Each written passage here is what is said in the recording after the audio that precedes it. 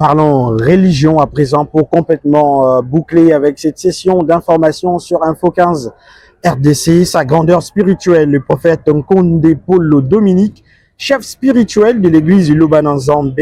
victime des allégations mensongères de la part de personnes mal intentionnées sur les réseaux sociaux, a reçu un soutien indéfectible de la part de la coalition des journalistes indépendants soutenant les œuvres philanthropiques à travers un mémorandum rendu public ce mercredi 17 septembre 2025. Les hommes et femmes de la presse ont apporté réconfort à cet homme de Dieu.